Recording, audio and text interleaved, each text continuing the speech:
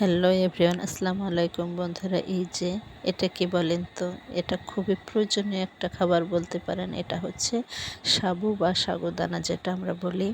তো এটা বিশেষ করে রোগীদের খাওয়ানো হয় কেন জানেন? অসুস্থ রোগী দ্রুততা সুস্থতা লাভ করে, কারণ এতে আছে প্রচুর পরিমাণে শক্তি, যা রোগীদের দ্রুত সুস্থতা লাভ করে। এই জন্য মুমূর্ষু রোগীদের এই সাগুদানা বা সাগুদানাটা খাওয়া হয়। তবে যারা অসুস্থ তাদের জন্য এই প্রসেসে রান্না করবেন। এই যে সাগুদানা নিয়ে নিলাম পরিমাণ মতো, স্বাদ মতো লবণ দেবেন, আর দুটো তেজপাতা দিয়ে দেবেন, স্বাদ মতো চিনি দিতেও পারেন, যারা স্কিপ করতে পারেন সমস্যা নেই।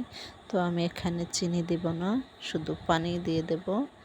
এই যে অল্প পানি দিয়ে প্রথমে ফুটিয়ে নেবেন, তারপরে আস্তে আস্তে পানি দিয়ে নাড়তে থাকবেন। আর হ্যাঁ, একটা ইম্পর্টেন্ট কথা, সেটা হচ্ছে এটা রান্নার আগে অবশ্যই পানি গরম করে রেখে দেবেন।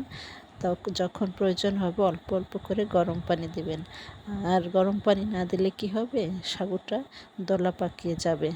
তো এই যে দেখেন কত দ্রুত রান্না হয়ে গেল আমার সাগুদানাটা।